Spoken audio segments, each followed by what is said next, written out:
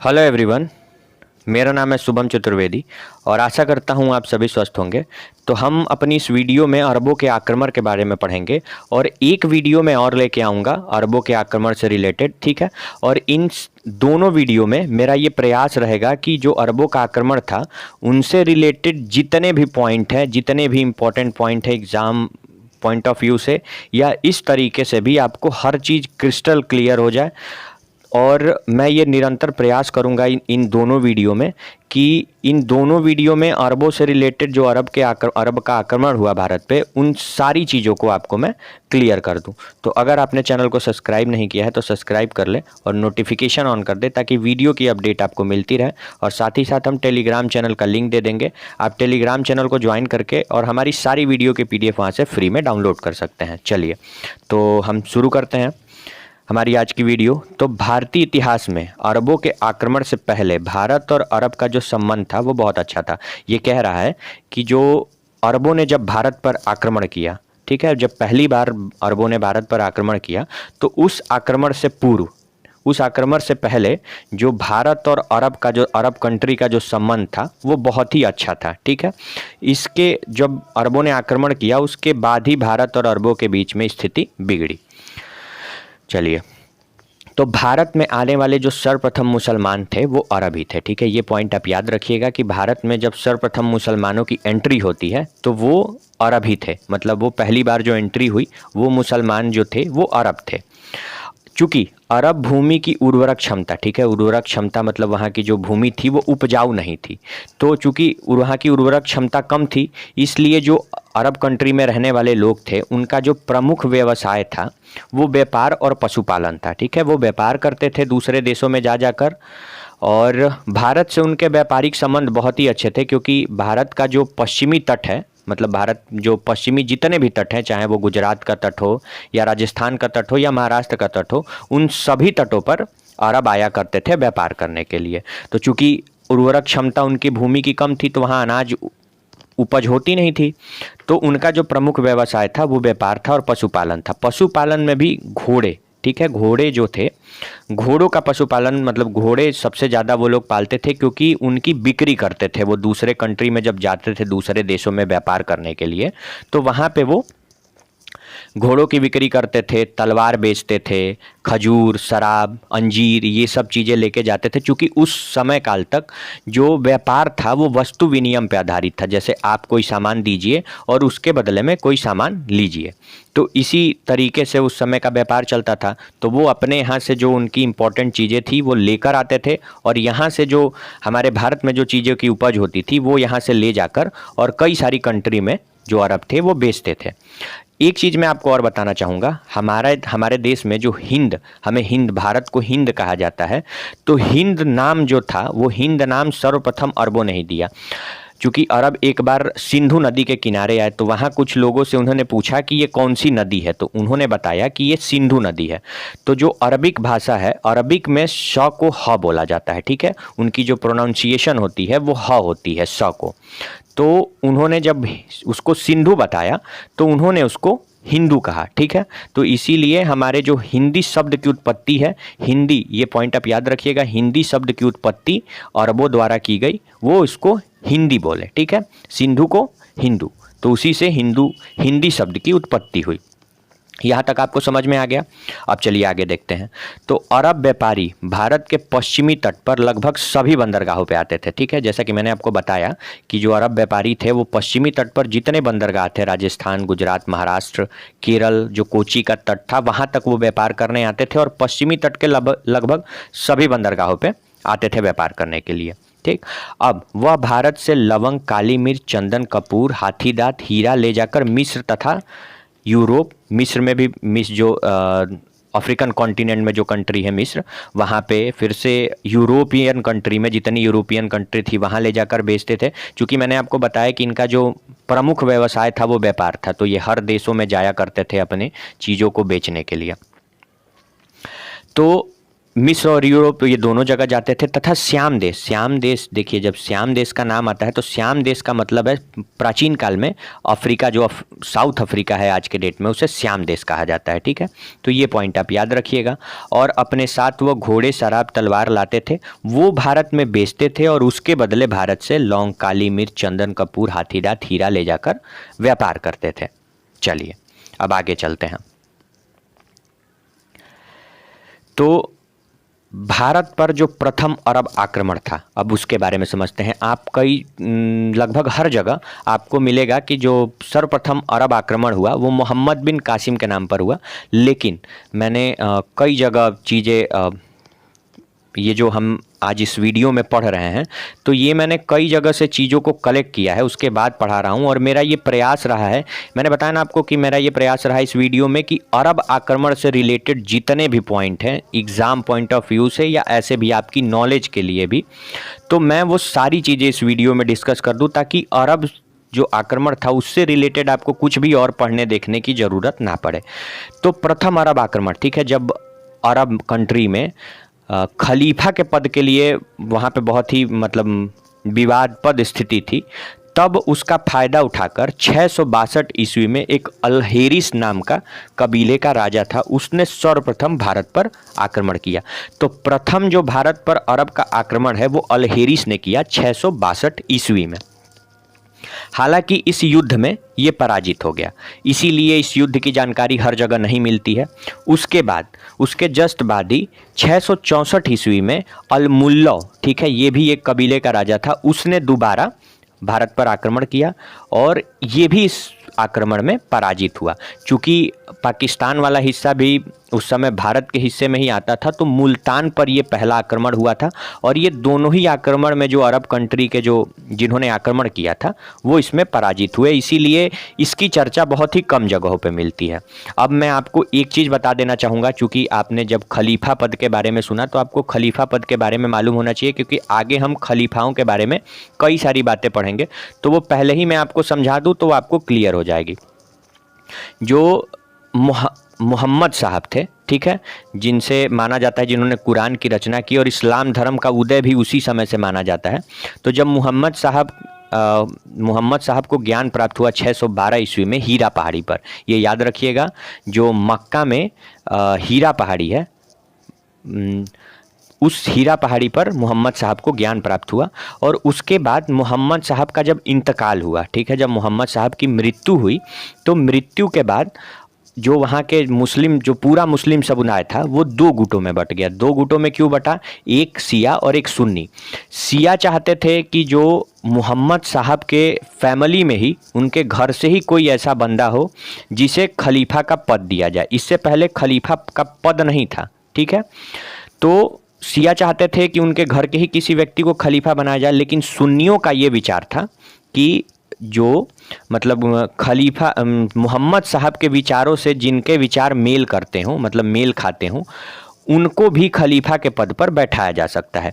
इसी चीज़ के विवाद में पूरा मुस्लिम समुदाय जो था अरब कंट्री में, वो दो गुटों में बट गया, शिया और सुन्नी, ठीक है। तो आपको खलीफा के पद के बारे में मालूम चल गया। अब चलिए, अब हम मोहम्मद बिन कासिम के बारे में देखते हैं। तो मोहम्मद बिन कासिम, ठीक है, 712 ईस्वी में इसका पहला आक्रमण हुआ। लेकिन एक पॉइंट आप याद रखिएगा कि मोहम्मद बिन कासिम के 712 के आक्रमण से पूर्व भी एक आक्रमण मोहम्मद बिन कासिम ने किया था। ये पॉइंट भी बहुत कम जगह पे मिलता है, ठीक है। तो अब मोहम्मद बिन कासिम के बारे में पहले जान लेते हैं। तो मोहम्मद बिन कासिम एक अरब सेनापति था, ठीक है। ये 17 वर्ष का यंगस्टर था, जवान अरब सेनापति था। और जो इराक का राजा था उस समय, अल-हजाज बिन यूसुफ, ये उसका भतीजा था, ठीक है। अल-हजाज बिन यूसुफ का भतीजा था। और चूंकि अल-हजाज बिन यूसुफ जो था उसे खलीफा से मान्यता प्राप्त थी, तो वो अरब कंट्री में बहुत ही ताकतवर राजा था। तो जो ये मोहम्मद बिन कासिम था वो उसका भतीजा भी था और दामाद भी था, मतलब वो भतीजा था और उसकी लड़की से, उसकी पुत्री से इनका विवाह हुआ था, ठीक है। चलिए अब समझते हैं कि ये आक्रमण हुआ क्यों। तो श्रीलंका ने, ठीक है, जो अल-हजाज राजा अल-हजाज बिन यूसुफ थे और खलीफा अल-वलीद, ठीक है, तो श्रीलंका ने उपहार स्वरूप इन दोनों लोगों को 8 जहाज़ भेजे, ठीक है, जिसमें अनमोल हीरे रत्न जवाहरात थे। तो ये जो जहाज़ था ये सिंध होते हुए, ठीक है, ये अरब कंट्री जा रहा था। तो जब ये सिंध में पहुंचा तो इस जहाज़ को लूट लिया गया, जहाज़ों को नष्ट कर दिया गया और उसमें जितनी अनमोल चीज़ें थी वो चीज़ें यहाँ के जो लोग थे उन्होंने लूट कर रख लिया। चूँकि ये जो स्थान था, मतलब जहाँ ये सिंध जो हिस्सा था, सिंध में जब जहाँ जहाँ लूटा गया वहाँ का जो राजा था वो दाहिर सेन था। ठीक है, मैं आपको एक चीज़ बताना चाहूँगा। जैसे मान लीजिए कि किसी कंट्री के पीएम है आप मतलब आप खुद को पीएम समझ मत लीजिए, मैं एग्जाम्पल के लिए बता रहा हूँ।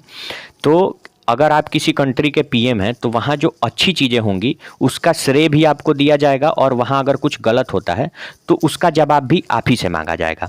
तो चूंकि राजा दाहिर सेन का एरिया था, वो वहाँ के राजा दाहिर सेन थे, तो अल-हज्जाज बिन यूसुफ ने दाहिर सेन से कहा कि हमारे जो जहाज़ हैं उनको तो आपने नष्ट कर दिया है, तो वो जहाज़ तो आप नहीं दे सकते हैं, लेकिन जो आपने अनमोल चीज़ें उस जहाज़ से लूटी है वो हमें वापस कर दीजिए।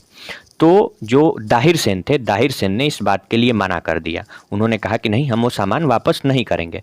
तो इस बात से जो अल-हज्जाज बिन यूसुफ जो था, वो राजा था इराक का, तो ताकतवर तो था ही, चूँकि खलीफा से मान्यता प्राप्त थी तो वो बहुत ही ताकतवर था। तो उसने राजा दाहिर सेन पर 2 बार आक्रमण किया। ये मोहम्मद बिन कासिम के आक्रमण से पूर्व दाहिर सेन पर 2 बार आक्रमण हुआ, लेकिन दोनों ही बार दाहिर सेन की किस्मत अच्छी रही और दाहिर सेन वहाँ से भाग गया। तो ये यहाँ तक आप समझ गए। चलिए अब आगे देखते हैं। तो मोहम्मद बिन कासिम, मैंने आपको बता दिया कि मोहम्मद बिन कासिम के आक्रमण से पहले दाहिर सेन पर 2 बार आक्रमण हुआ था। इन दोनों में उसकी किस्मत अच्छी थी, इसलिए वो बच के भाग गया। उसके बाद जब मोहम्मद बिन कासिम, चूँकि अल-हज्जाज बिन यूसुफ बहुत ही क्रोधित हो गया था, क्योंकि काफ़ी मतलब उस जहाज़ में बहुत ही अनमोल चीज़ें थी, मतलब वो काफ़ी बड़ा खजाना था, तो इस वजह से अल-हज्जाज बिन यूसुफ क्रोधित हो गया और अंततः उसने मोहम्मद बिन कासिम को एक बड़ी सेना देकर, चूँकि उसका दामाद और भतीजा दोनों ही था और मतलब ताकतवर भी था मोहम्मद बिन कासिम, तो 711 ईस्वी में, जैसा कि मैंने आपको बताया था पहले ही कि 712 से पहले भी, 712 ईस्वी से पहले भी एक बार मोहम्मद बिन कासिम ने पहला अपना आक्रमण किया, वो 711 ईस्वी में किया।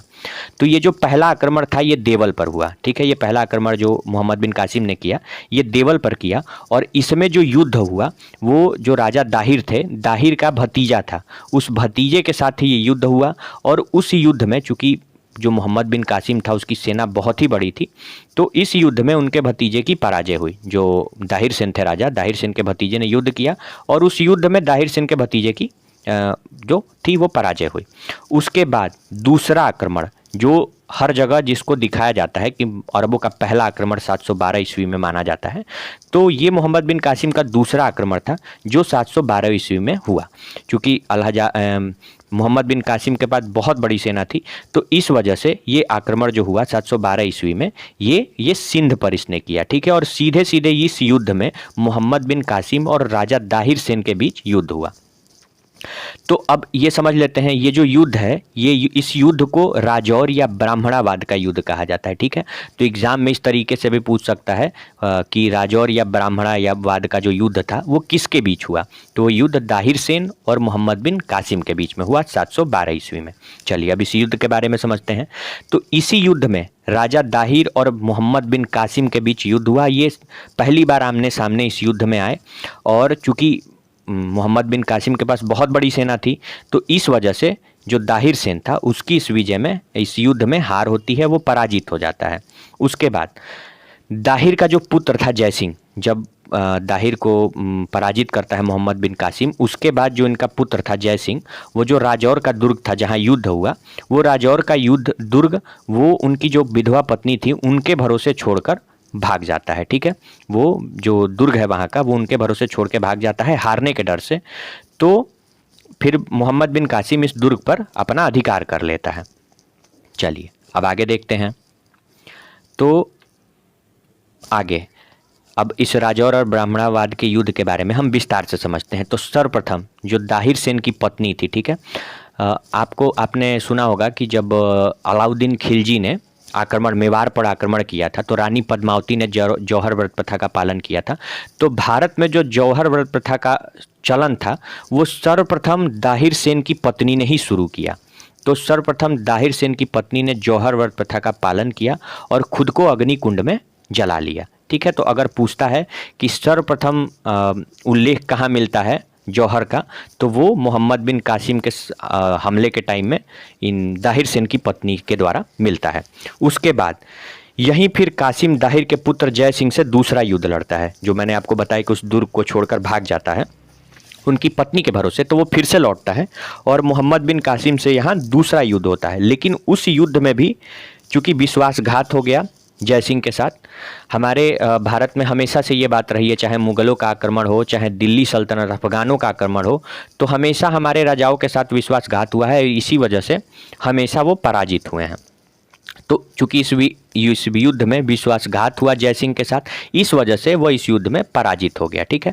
और उसके बाद जो दाहिर सेन की दूसरी विधवा पत्नी थी लाडी, उनका नाम लाडी था, और उनकी जो दो बेटियां थीं सूरज देवी तथा परमल देवी, इन दोनों को ही वो बंदी बना लेता है। जो मोहम्मद बिन कासिम है इन तीनों लोगों को बंदी बना लेता है। अब चलिए आगे समझते हैं। इस युद्ध में कासिम ने, ये युद्ध बहुत ही भयावह मंजर था इस युद्ध में।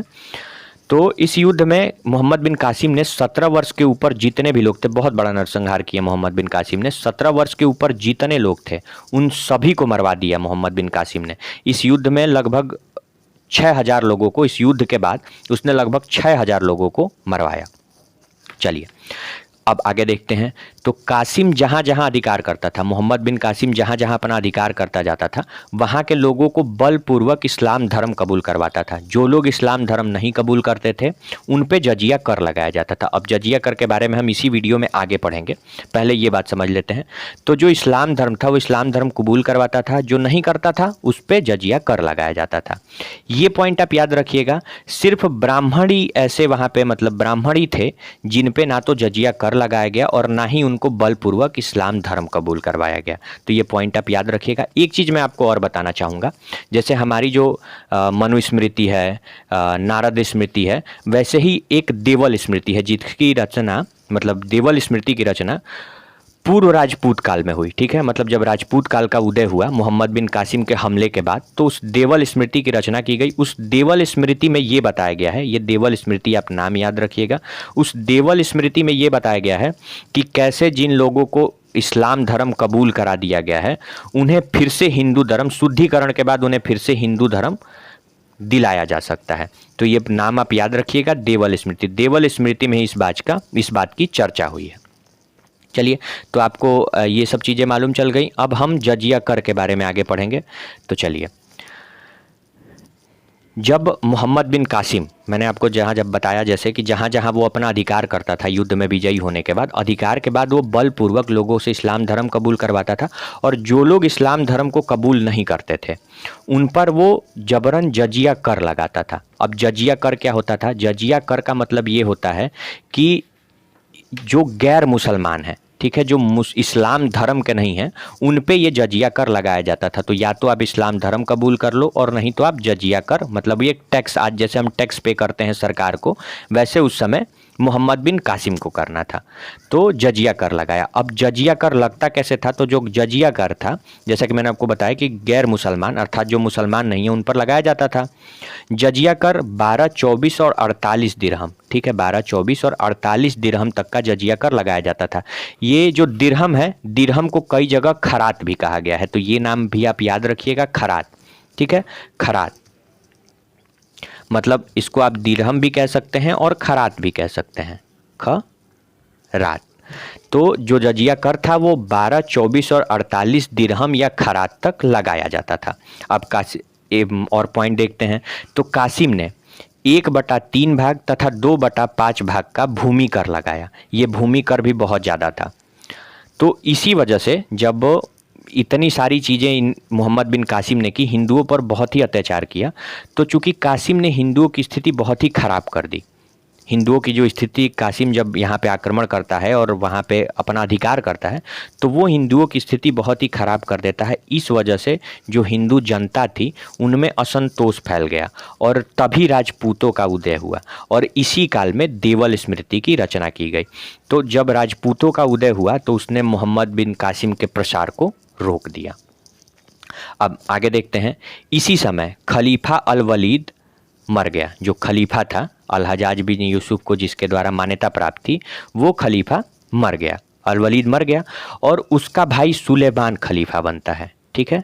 अल वलीद जब मरता है तो उसका भाई सुलेमान खलीफा बनता है और वो कासिम को मृत्युदंड देता है। ठीक है, जो उनकी पत्नी थी दाहिर सेन की विधवा पत्नी लाडी, और उनकी जो 2 पुत्रियां थीं सूरज देवी और परमल देवी। ठीक है, तो उन्होंने जो दूसरा खलीफा बनता है उनसे अपनी बातें बताती हैं और उसके बाद इसी कारणवश वो मोहम्मद बिन कासिम को मृत्युदंड देता है। कई जगह पे ये प्रमाण मिलता है कि मोहम्मद बिन कासिम को घोड़े की खाल में बंद करके और फिर घोड़े से बांधकर उसको 400 किलोमीटर तक दौड़ाया गया था और वो उसी घोड़े की खाल में ही मर गया था।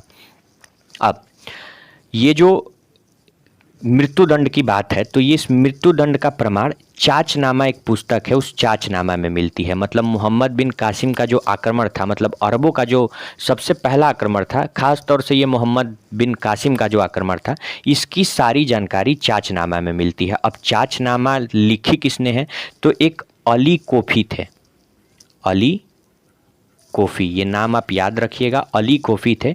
इन्होंने 1206 ईस्वी में चाचनामा की रचना की और इसी में ये जो मोहम्मद बिन कासिम है इसके आक्रमण का सारा सबूत, मतलब इन सारी जानकारियाँ मिलती हैं इसी चाचनामा में।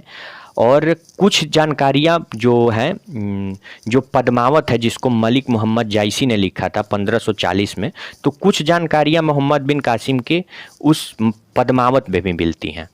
तो एक वीडियो हमारी और आएगी अरबों के आक्रमण के ऊपर, और मेरा ये प्रयास रहेगा कि ये जितने भी पॉइंट हैं, मतलब जो अरब से आक्रमण से रिलेटेड जितने भी मोस्ट इम्पॉर्टेंट पॉइंट है, इन 2 वीडियो में आपको क्लियर कर दिए जाएं। तो अगर आपको वीडियो पसंद आई हो तो चैनल को सब्सक्राइब कर लें, वीडियो को लाइक कर दें और नोटिफिकेशन ऑन कर लें ताकि वीडियो की अपडेट आपको मिलती रहे। और कल हम इस वीडियो का अगला पार्ट लेकर आएंगे और मेरा ये प्रयास रहेगा कि इस अरब आक्रमण से रिलेटेड जितने भी चीज़ें हैं आपको इन 2 वीडियो में क्लियर कर दिए जाएं ताकि आपको कुछ और अरब आक्रमण से रिलेटेड कुछ भी और देखने की ज़रूरत ना पड़े। Thank you.